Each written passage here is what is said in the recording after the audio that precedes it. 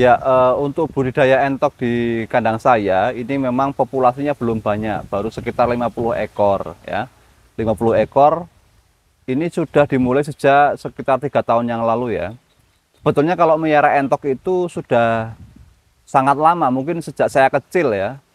Dulu kan ketika saya SD itu piara 10, 15, itu pun diliarkan hanya untuk tadaupo atau menghabiskan nasi sisa di rumah. Lah sejak 3 tahun terakhir ini kemudian dikelola dan menjadi media saya untuk belajar entok begitu, dan alhamdulillah bisa berkembang, dan ini jenisnya dominan Rambon ya, dominan Rambon. Ya harapannya semoga ke depan bisa terus berkembang, Mas. Kenapa pilihannya kok entok daripada dibanding unggas yang lainnya? Kenapa pilih entok? Karena saya meyakini bahwa entok itu mempunyai nilai ekonomi. Dulu kan banyak orang yang menilai bahwa entok itu tidak mempunyai nilai ekonomi karena makannya banyak. Makannya banyak sehingga boros di biaya. Nah, tapi setelah selang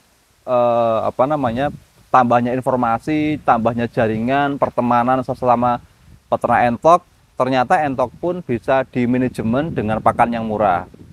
Itu salah satunya, sehingga biaya pakan yang mahal bagi entok sekarang sudah ada solusinya. Itu yang pertama, pakannya bisa diiritkan. Yang kedua, memang daya tahan tubuh entok itu lebih bagus, lebih kuat dibandingkan jenis unggas yang lain. Nah, selanjutnya terkait dengan postur dan pertumbuhan. Kalau anakan entok dibanding dengan anakan ayam itu lebih cepat besar pertumbuhannya, lebih cepat entok ketimbang ayam. Jadi dari sisi pertumbuhannya lebih cepat anakan entok begitu. Kalau usia produktif entok itu dari usia berapa sampai berapa siap jual sih, Mas?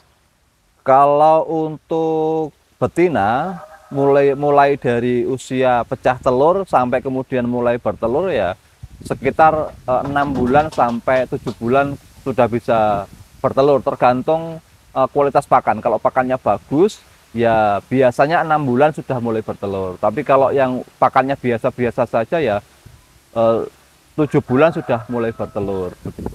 Oh, berarti memang sebetulnya putarannya cepat ya untuk budidaya entok ini, Mas? Ya, putarannya sangat cepat dan sangat menguntungkan karena hari ini itu tingkat permintaan anakan entok sangat banyak, jumlahnya ratusan mungkin ribuan, dan tingkat ketersediaan anakan entok terbatas karena kita ketahui jumlah peternak entok di Indonesia belum begitu banyak, tidak sebanyak ayam. Kalau ayam kan hampir seluruhnya sudah ada semua, kalau entok itu belum banyak, sehingga usaha yang paling laris ya, paling menjanjikan hari ini ya di pembibitan karena permintaannya sangat banyak.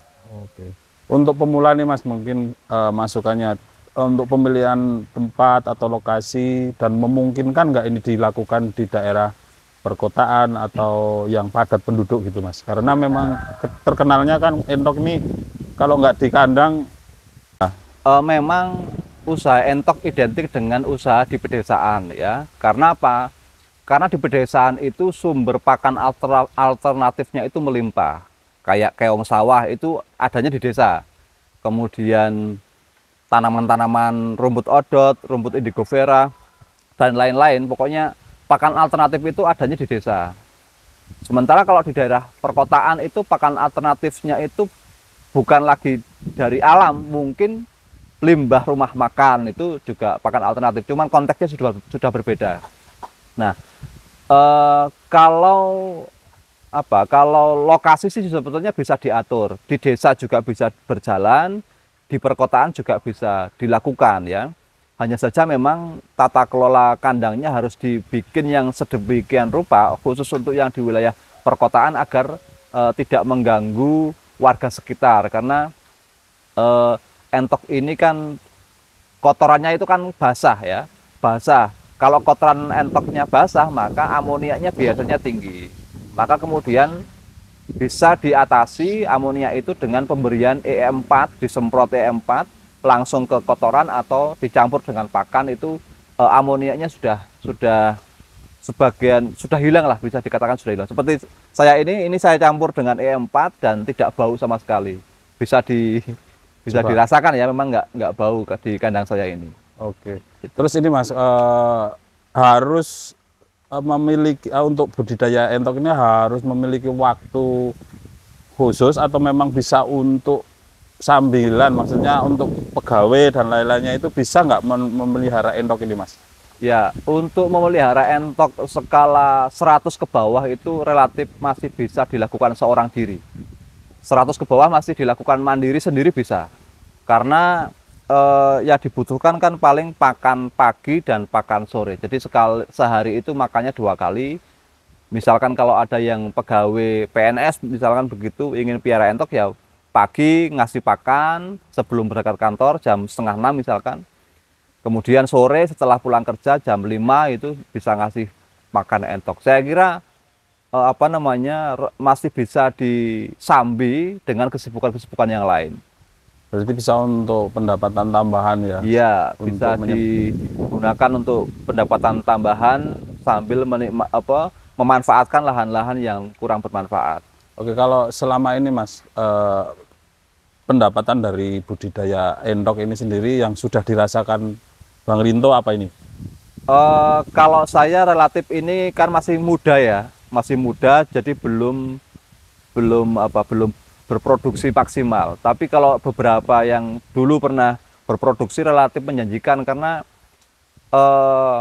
kalau apa saja saya nggak enak kalau jawab di sini. Tapi minimal gambarnya begini. Harga anakan entok kelas Rambon itu harganya sekitar mulai dari 12.000 per ekor sampai 15.000 per ekor. Ada yang lebih ya. Kalau untuk entok jenis lokal itu kisaran 10.000 sampai 12.000 per ekor. Perbandingannya kalau dengan bibit anak ayam. Kalau anak ayam itu mungkin harganya sekitar 8.000 sampai 9.000. Jadi lebih mahal entok ininya harga bibitnya begitu, harga DO-nya. Sehingga otomatis pendapatan petani yang menjual anakan entok lebih tinggi ya dibanding menjual anakan ayam begitu. Itu kira-kira begitu. Kalau pendapatan bulanan saya kira ya cukup untuk untuk beli katul, ada sisa yang kemudian bisa beli ya kebutuhan rumah tangga lah begitu. Oke, berarti itu tadi bibit belum daging dan untuk entok kontes ya kalau bisa harganya juga lebih mahal. Jadi untuk peternak pemula itu ketika ingin budidaya ternak entok itu memang harus menentukan tujuan awal. Pertama, apakah teman-teman itu ingin memelihara entok itu untuk kelas hias atau kelas konsumsi. Itu harus ditentukan dari awal. Ini karena desain kandangnya itu berbeda. Kemudian pakannya juga berbeda begitu.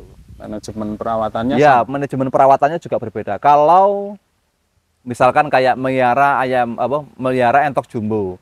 Piara entok jumbo mulai dari 0 sampai 7 bulan itu pakannya harus betul-betul berkualitas. Karena entok jumbo itu kalau kadar proteinnya nggak bagus, dia juga nggak akan bisa pertumbuhannya juga akan lambat begitu loh. Kemudian kalau entok hias itu perawatannya harus ada kolam. Karena entok hias itu kan identik dengan keindahan bulu. Kalau bulunya kusam itu kan relatif mengurangi nilai jual lah ya. Maka harus ada kolam yang rutin diganti untuk mandi. Kemudian pakannya juga harus bagus karena bulu itu dipengaruhi oleh faktor protein. Kalau proteinnya bagus maka keindahan bulunya juga akan bagus. Oke. Terakhir ini Mas, untuk pemula ini, selain niat apa yang harus disiapkan bagi pemula untuk membudidayakan entok? Jadi kalau ternak entok itu saya tadi sudah bilang bahwa entok itu memang tahan penyakit, tapi memang bukan kebal penyakit ya. Jadi teman-teman harus memahami entok itu tidak kebal penyakit, tapi tahan penyakit. Nah, maka dari itu teman-teman harus menyiapkan mental ketika ternak teman-teman itu habis kena mata biru, karena virus yang paling mematikan itu adalah mata biru. Jadi saya pesan jangan kapok kalau sudah kena mata biru satu kandang habis, jangan kapok, mulai lagi karena itu nanti ada siklusnya ya. Biasanya siklus mata biru itu tahunan ya, setahun ada yang 2 kali, ada yang sekali. Tapi kalau penanganan kandangnya itu bagus, insya Allah tidak sampai kena virus mata biru.